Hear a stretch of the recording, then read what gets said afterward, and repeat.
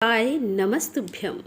हर हर महादेव, जय भोलेनाथ की आप सभी भक्तजनों का हार्दिक अभिनंदन करती हूँ अपने यूट्यूब चैनल पर। दोस्तों, हम श्रवण कर रहे हैं शिव महापुराण की पावन कथा का, जिसमें आज हम श्रवण करेंगे कि भगवान शिव के द्विजेश्वरावतार की कथा एवं राजा भद्रायु तथा रानी कीर्तिमालिनी की धार्मिक दृढ़ता की परीक्षा। तो दोस्तों, चलिए इस कथा में श्रवण करते हैं कि किस प्रकार भगवान भोलेनाथ और माता पार्वती ने राजा भद्रायु तथा रानी की कीर्तिमालिनी की धार्मिक परीक्षा ली। तो चलिए इस कथा का श्रवण करते हैं। एक बार प्रेम से बोलिए शंकर भगवान की जय। तदंतर वैश्यनाथ अवतार का वर्णन करके नंदीश्वर ने द्विजेश्वरावतार का प्रसंग चलाया। वे बोले कि तात, पहले जिन नृपश्रेष्ठ भद्रायु का परिचय दिया गया था और जिन पर भगवान शिव ने ऋषभ रूप से अनुग्रह किया था, उन्हीं नरेश के धर्म की परीक्षा लेने के लिए वे भगवान फिर द्विजेश्वर रूप में प्रकट हुए थे। ऋषभ के प्रभाव से रणभूमि में शत्रुओं पर विजय पाकर शक्तिशाली राजकुमार भद्रायु जब राज सिंहासन पर आरूढ़ हुए, तब राजा चंद्रांगद तथा रानी सीमनंतनी की बेटी सती साध्वी कीर्तिमालिनी के साथ उनका विवाह हुआ। किसी समय राजा भद्रायु ने अपनी धर्मपत्नी के साथ बसंत ऋतु में वन विहार करने के लिए एक गहन वन में प्रवेश किया। उनकी पत्नी शरणागत जनों का पालन करने वाली थी। राजा का भी ऐसा ही नियम था। उन राज दंपत्ति की धर्म में कितनी दृढ़ता है, इसकी परीक्षा के लिए पार्वती सहित भगवान शिव ने एक लीला रची। शिवा और शिव उस वन में ब्राह्मणी और ब्राह्मण के रूप में प्रकट हुए। उन दोनों ने लीला पूर्वक एक मायामय व्याध का निर्माण किया। वे दोनों भय से विहल हो व्याध से थोड़ी ही दूर आगे रोते चिल्लाते भागने लगे और व्याध उनका पीछा करने लगा। राजा ने उन्हें इस अवस्था में देखा तो वे ब्राह्मण दंपत्ति भी भय से विहल हो महाराज की शरण में गए और इस प्रकार से बोले। ब्राह्मण दंपत्ति ने कहा कि महाराज, हमारी रक्षा कीजिए, रक्षा कीजिए। वह व्याघ्र हम दोनों को खा जाने के लिए आ रहा है और समस्त प्राणियों को काल के समान भय देने वाला यह हिंसक प्राणी हमें अपना आहार बनाए, इससे पूर्व भी आप हम दोनों को बचा लीजिए। उन दोनों को यह करुण क्रदन सुनकर महावीर राजा ने ज्यों ही धनुष उठाया त्यों ही वह व्याघ्र उनके निकट आ पहुंचा और उसने ब्राह्मणी को पकड़ लिया। वह बेचारी हाँ नाथ, हाँ प्राणवल्लभ, हाँ शंभु, हाँ जादूगरे इत्यादि कहकर रोने और विलाप करने लगी। व्याघ्र बड़ा भयानक था। उसने ज्यों ही ब्राह्मणी को अपना ग्रास बनाने की चेष्टा की त्यों ही भद्रायु ने तीखे बाणों से उसके मर्म में आघात किया, परंतु उन बाणों से उस महाबली व्याध को तनिक भी व्यथा नहीं हुई। वह ब्राह्मणी को बलपूर्वक घसीटता हुआ तत्काल दूर निकल गया और अपनी पत्नी को बाघ के पंजे में पड़ी देख ब्राह्मण को बड़ा दुख हुआ और वह बारंबार रोने लगा। देर तक रोकर उसने राजा भद्रायु से कहा कि राजन, तुम्हारे बड़े बड़े अस्त्र कहाँ हैं? दुखियों की रक्षा करने वाला तुम्हारा विशाल धनुष कहाँ है? सुना था तुम में 12,000 बड़े बड़े हाथियों का बल है, वह क्या हुआ? तुम्हारे शंख खड़ग तथा मंत्रास्त्र विद्या के क्या लाभ हुआ? दूसरों को छीड़ होने से बचाना क्षत्रिय का परम धर्म है। धर्मज्ञ राजा अपना धन और प्राण देकर भी शरण में आए हुए दीन दुखियों की रक्षा करते हैं। जो पीड़ितों की प्राण रक्षा नहीं कर सकते, ऐसे लोगों के लिए तो जीने की अपेक्षा मर जाना ही अच्छा है। इस प्रकार ब्राह्मण का विलाप और उसके मुख से अपने पराक्रम की निंदा सुनकर राजा ने शोक से मन ही मन इस प्रकार विचार किया कि अहो, आज भाग्य के उलटफेर से मेरा पराक्रम नष्ट हो गया, मेरे धर्म का भी नाश हो गया, अतः अब मेरी संपदा, राज्य और आयु का भी निश्चय ही नाश हो जाएगा। यो विचार कर राजा भद्रायु ब्राह्मण के चरणों में गिर पड़े और उसे धीरज बधाते हुए बोले कि हे ब्राह्मण, मेरा पराक्रम नष्ट हो गया है। महामते, मुझ क्षत्रियाधम पर कृपा करके शोक छोड़ दीजिए। मैं आपको मनोवांछित पदार्थ दूंगा। यह राज्य, यह रानी और मेरा यह शरीर सब कुछ आपके अधीन है। बोलिए, आप क्या चाहते हैं? ब्राह्मण बोले कि राजन, अंधे को दर्पण से क्या काम? जो भिक्षा मांगकर जीवन निर्वाह करता हो वह बहुत से घर लेकर क्या करेगा? जो मूर्ख है उसे पुस्तक से क्या काम, तथा जिसके पास स्त्री नहीं है वह धन लेकर क्या करेगा? मेरी पत्नी चली गई, मैंने कभी काम सुख का उपभोग नहीं किया, अतः काम भोग के लिए आप अपनी इस बड़ी रानी को मुझे दे दीजिए। राजा ने कहा कि हे ब्राह्मण, क्या यही तुम्हारा धर्म है? क्या तुम्हें गुरु ने यही उपदेश दिया है? क्या तुम नहीं जानते कि पराय स्त्री का स्पर्श स्वर्ग एवं सुयश की हानि करने वाला है? पर स्त्री के उपभोग से जो पाप कमाया जाता है उसे सैकड़ों प्रायश्चितों द्वारा भी धोया नहीं जा सकता। हे ब्राह्मण, राजन, मैं अपनी तपस्या से भयंकर ब्रह्म हत्या और मदिरापान जैसे पाप का भी नाश कर डालूंगा। फिर पर स्त्री संगम किस गिनती में है? अतः आप अपनी इस भार्या को मुझे अवश्य दे दीजिए, अन्यथा आप निश्चय ही नरक में पड़ेंगे। ब्राह्मण की इस बात पर राजा ने मन ही मन विचार किया कि ब्राह्मण के प्राणों की रक्षा न करने से महापाप होगा, अतः इससे बचने के लिए पत्नी को दे डालना ही श्रेष्ठ है। इस श्रेष्ठ ब्राह्मण को अपनी पत्नी देकर मैं पाप से मुक्त हो शीघ्र ही अग्नि में प्रवेश कर जाऊंगा।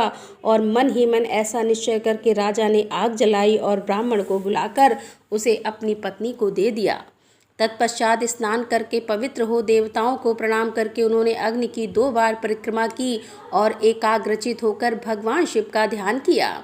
इस प्रकार राजा को अग्नि में गिरने के लिए पति भगवान विश्वनाथ सहसा वहां प्रकट हो गए। उनके 5 मुख थे, मस्तक पर चंद्रकला आभूषण का काम दे रही थी, कुछ कुछ पीले रंग की जटा लटकी हुई थी। वे कोटि कोटि सूर्यों के समान तेजस्वी थे। हाथों में त्रिशूल, खड्ग, कुठार, ढाल, मृग, अभय, वरद और पिनाक धारण किए बैल की पीठ पर बैठे हुए भगवान नीलकंठ को राजा ने अपने सामने प्रत्यक्ष देखा। उनके दर्शन जनित आनंद से युक्त हो राजा भद्रायु ने हाथ जोड़कर स्तवन किया। राजा की स्तुति करने पर पार्वती के साथ प्रसन्न हुए महेश्वर ने कहा कि राजन, तुमने किसी अन्य का चिंतन ना करने के जो सदा सर्वदा मेरा पूजन किया है, तुम्हारी इस भक्ति के कारण और तुम्हारे द्वारा की हुई इस पवित्र स्तुति को सुनकर मैं बहुत प्रसन्न हुआ हूँ। तुम्हारे भक्ति भाव की परीक्षा के लिए मैं स्वयं ब्राह्मण बनकर आया था, जिसे व्याघ्र ने ग्रस लिया है। वह ब्राह्मणी और कोई नहीं, ये गिरजानंदिनी उमा देवी ही थी। तुम्हारे बाण मारने से भी जिसके शरीर को चोट नहीं पहुंची वह व्याघ्र माया निर्मित था। तुम्हारे धैर्य को देखने के लिए ही मैंने तुम्हारी पत्नी को मांगा था। इस कीर्तिमालिनी की और तुम्हारी भक्ति से मैं संतुष्ट हूँ। तुम कोई दुर्लभ वर मांगो, मैं उसे दूंगा। तब राजा बोले कि हे देव आदिदेव, आज साक्षात परमेश्वर हैं, आपके सांसारिक ताप से घिरे हुए मुझ अधम को तो प्रत्यक्ष दर्शन दिया है, यही मेरे लिए महान वर है। हे देवादिदेव, आप वरदाताओं में श्रेष्ठ है, आपसे मैं दूसरा कोई वर नहीं मांगता। मेरी यही इच्छा है कि मैं, मेरी रानी और मेरे माता पिता पधाकर वैश्य और उसके पुत्र सुनय, इस सबको आप अपना पार्श्ववर्ती सेवक बना लीजिए। तत्पश्चात रानी कीर्तिमाली ने प्रणाम करके अपने भक्ति से भगवान शंकर को प्रसन्न किया और यह उत्तम वर मांगा। महादेव, मेरे पिता चंद्रांगद और माता सीमंतनी, इन दोनों को भी आपके समीप निवास प्राप्त हो। भक्तवत्सल भगवान गौरीपति ने प्रसन्न होकर एवं मस्तु कहा और उन दोनों पति पत्नी को इच्छा अनुसार वर देकर वे क्षण भर में अंतर्ध्यान हो गए। इधर राजा ने भगवान शंकर का प्रसाद प्राप्त करके रानी कीर्तिमालिनी के साथ प्रिय विषयों का उपभोग किया और 10,000 वर्षों तक राज्य करने के पश्चात अपने पुत्रों को राज्य देकर उन्होंने शिव जी के परम पद को प्राप्त किया। राजा और रानी दोनों ही भक्तिपूर्वक महादेव जी की पूजा करके भगवान शिव के धाम को प्राप्त हुए। यह परम पवित्र पाप नाशक एवं अत्यंत गोपनीय भगवान शिव का विचित्र गुणानुवाद है, जो विद्वानों को सुनाता है अथवा स्वयं भी शुद्ध चित्त होकर पढ़ता है वह इस लोक में भोग ऐश्वर्य को प्राप्त, अंत में भगवान शिव को प्राप्त होता है। नंदीश्वर कहते हैं कि हे मुने, अब मैं परमात्मा शिव के यतिनाथ नामक अवतार का वर्णन करता हूँ। अब्दुचाल नामक पर्वत के समीप एक भील रहता था जिसका नाम था आहुक। उसकी पत्नी को लोग आहुका कहते थे। वह उत्तम व्रत का पालन करने वाली थी। वे दोनों पति पत्नी महान शिव भक्त थे और शिव की आराधना पूजा में लगे रहते थे। एक दिन वह शिव भक्त भील अपनी पत्नी के लिए आहार की खोज करने के निमित्त जंगल में बहुत दूर चला गया। इसी समय संध्या काल में भील की परीक्षा लेने के लिए भगवान शंकर सन्यासी का रूप धारण करके आए। इतने में ही उस घर का मालिक भील भी चला गया और उसने बड़े प्रेम से उन यतिराज का पूजन किया। उसके मनोभाव की परीक्षा के लिए उन यतीश्वर ने दीनवाणी में कहा कि भील, आज रात में यहाँ रहने के लिए मुझे स्थान दे, तो सवेरा होते ही चला जाऊँगा, तुम्हारा सदा कल्याण हो। भील बोला, स्वामी जी आप ठीक कहते हैं, तथापि मेरी बात सुनिए, मेरे घर में स्थान तो बहुत थोड़ा है, फिर उसमें आपका रहना कैसे हो सकता है। भील की यह बात सुनकर स्वामी जी वहाँ से चले जाने के उद्यत हो गए। तब भील ने कहा कि हे प्राणनाथ, आप स्वामी जी को स्थान दे दीजिए। घर आए हुए अतिथि को निराश ना लौटाइए, अन्यथा हमारे गृहस्थ धर्म के पालन में बाधा पहुँचेगी। आप स्वामी जी के साथ सुखपूर्वक घर के भीतर रहिए और मैं बड़े बड़े अस्त्र शस्त्र लेकर बाहर खड़ी रहूँगी। पत्नी की यह बात सुनकर भील ने सोचा कि स्त्री को घर से बाहर निकालकर मैं भीतर कैसे रह सकता हूँ। सन्यासी जी का अन्यंत्र जाना भी मेरे लिए अधर्म कारक ही होगा। ये दोनों ही कार्य एक गृहस्थ के लिए सर्वदा अनुचित है, अतः मुझे ही घर के बाहर रहना चाहिए। हो न हो होनकार होगी, वह तो होकर ही रहेगी। ऐसा सोच आग्रह करके उसने स्त्री और सन्यासियों जी को सानंद घर के भीतर रख दिया और स्वयं वह भील अपने आयुध पास रखकर घर से बाहर खड़ा हो गया। रात में जंगली क्रूर एवं हिंसक पशु से पीड़ा देने लगे। उसने भी यथाशक्ति उसने बचने के लिए महान यत्न किया। इस तरह यत्न करता हुआ भील बलवान होकर भी प्रेरित हिंसक पशुओं को द्वारा बलपूर्वक खा लिया गया। प्रातःकाल उठकर जब पत्नी ने देखा कि हिंसक पशुओं ने बनवासी भील को खा डाला है, तब उन्हें बड़ा दुख हुआ। सन्यासी को दुखी देख भीलनी दुख से व्याकुल होने पर भी धैर्यपूर्वक उस दुख को दबाकर यूँ बोली, स्वामी जी आप दुखी किस लिए हो रहे हैं। इन भील राज का तो इस समय कल्याण ही हुआ है। ये धन्य और कृतार्थ हो गए हैं जो इन्हें ऐसी मृत्यु प्राप्त हुई। मैं चिंता की आग में जलकर इनका अनुसरण करूंगी। आप प्रसन्नतापूर्वक मेरे लिए एक चिता तैयार कर दें, क्योंकि स्वामी का अनुसरण करना स्त्रियों के लिए सनातन धर्म है। उसकी बात सुनकर सन्यासी जी ने स्वयं चिता तैयार की और भीलनी ने अपने धर्म के अनुसार उसमें प्रवेश किया। इसी समय भगवान शंकर अपने साक्षात स्वरूप से उसके सामने प्रकट हो गए और उसकी प्रशंसा करते हुए बोले, तुम धन्य हो, मैं तुम पर प्रसन्न हूँ। तुम इच्छा अनुसार वर मांगो, तुम्हारे लिए मुझे कुछ भी अदेय नहीं है। भगवान शंकर का परमानंददायक वचन सुनकर भीलनी को बड़ा सुख मिला। वह ऐसी विभोर हो गई कि इसे किसी भी बात की सुध नहीं रही। उसकी इस अवस्था को लक्ष्य करके भगवान शंकर और भी प्रसन्न हुए और उसके ना मांगने पर भी उसे वर देते हुए बोले, मेरा जो यति रूप है वह भावी जन्म में हंस रूप से प्रकट होगा और प्रसन्नतापूर्वक तुम दोनों का परस्पर सहयोग कराएगा। यह भील निषद देश के उत्तम राजधानी में राजा वीरसेन का श्रेष्ठ पुत्र होगा। उस समय नल के नाम से इसकी ख्याति होगी और तुम विदर्भ नगर में भीमराज की पुत्री दमयंती होगी। तुम दोनों मिलकर राजभोग भोगने के पश्चात वह मोक्ष प्राप्त करोगे, जो बड़े बड़े योगीश्वर के लिए भी दुर्लभ है। नंदीश्वर जी कहते हैं कि हे मुने, ऐसा कहकर भगवान शिव उस समय लिंग रूप में स्थित हो गए। वह भील अपने धर्म से विचलित नहीं हुआ था, अतः उसी के नाम पर उस लिंग को अचलेश संज्ञा दी गई। दूसरे जन्म में वह आहुक नामक भील नशैद नगर में वीरसेन का पुत्र महाराज नल के नाम से विख्यात हुआ और आहुका नामक भीलनी हुई और ये यतिनाथ शिव वहाँ हंस रूप में प्रकट हुए। उन्होंने दमयंती का नल के साथ विवाह कराया और पूर्व जन्म के सत्कार्य जनित पुण्य से प्रसन्न हो भगवान शिव ने हंस का रूप धारण कर उन दोनों को सुख दिया। हंसावतार धारी शिव भांति भांति की बातें करने और संदेश पहुंचाने में कुशल थे। वे नल और दमयंती दोनों के लिए परमानंददायक हुए।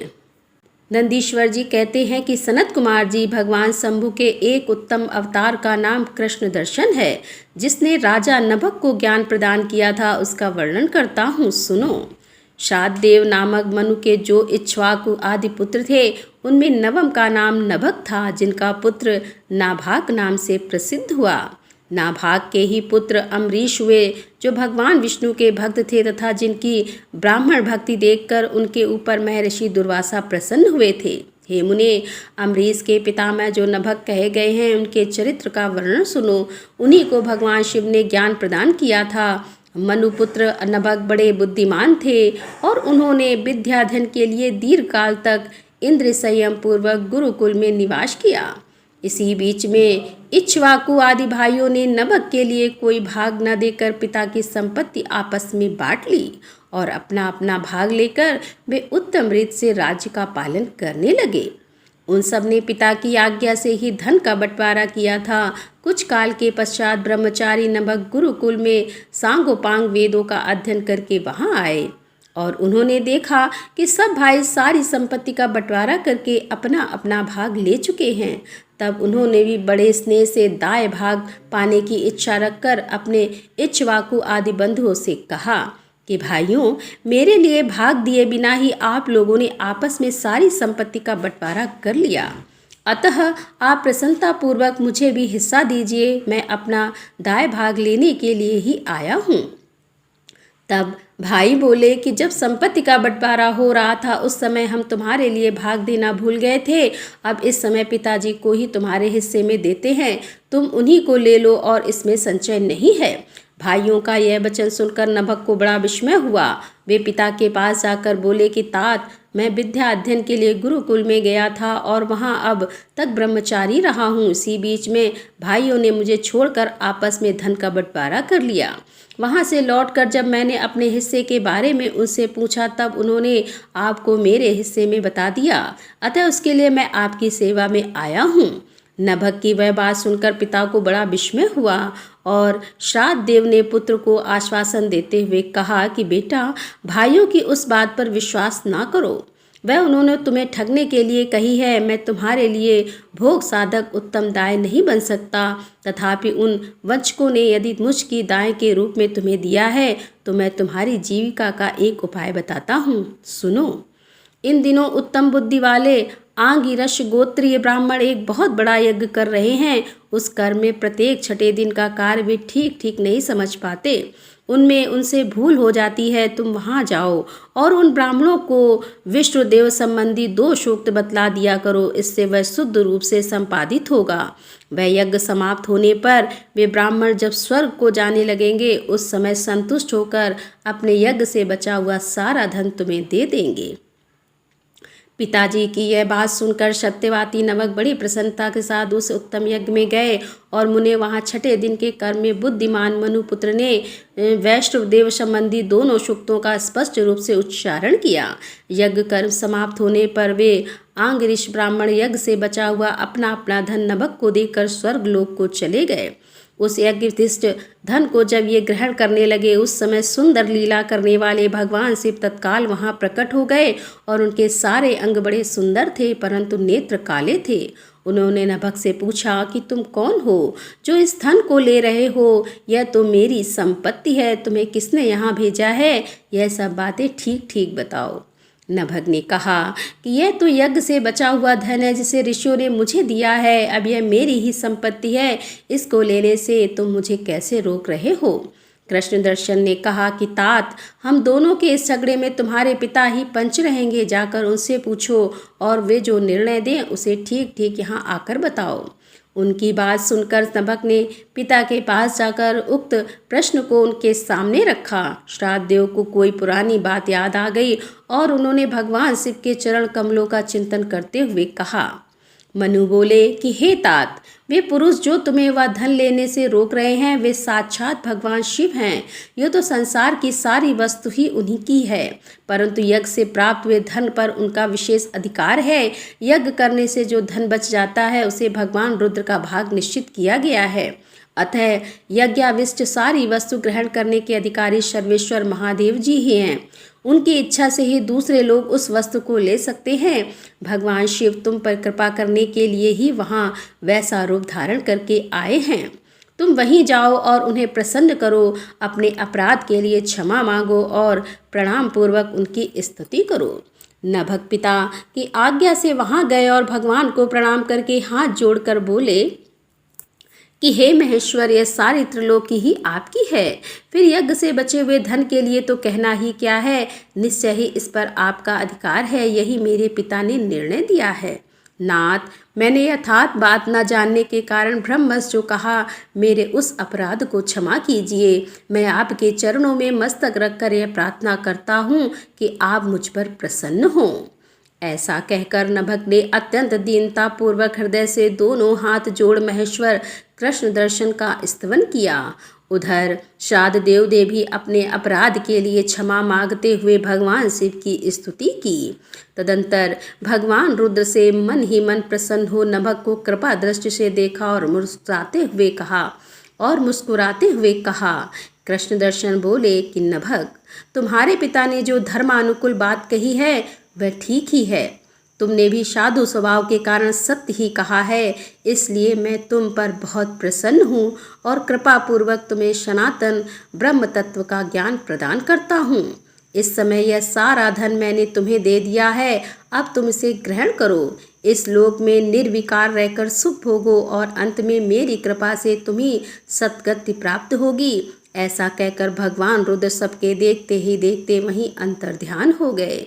साथ ही श्राद्ध देव भी अपने पुत्र नभक के साथ अपने स्थान को लौट आए और इस लोक में विपुल भोगों का उपभोग करके अंत में भी भगवान शिव के धाम में चले गए। हे ब्राह्मण, इस प्रकार तुमसे मैंने भगवान शिव के कृष्ण दर्शक नामक अवतार का वर्णन किया। जो इस आख्यान को पढ़ता और सुनता है उसे संपूर्ण मनोवांछित फल प्राप्त हो जाता है। नंदीश्वर जी कहते हैं कि सनत कुमार, अब तुम परमेश्वर शिव के अवधूतेश्वर नामक अवतार का वर्णन सुनो, जिसने इंद्र के घमंड को चूर चूर कर दिया था।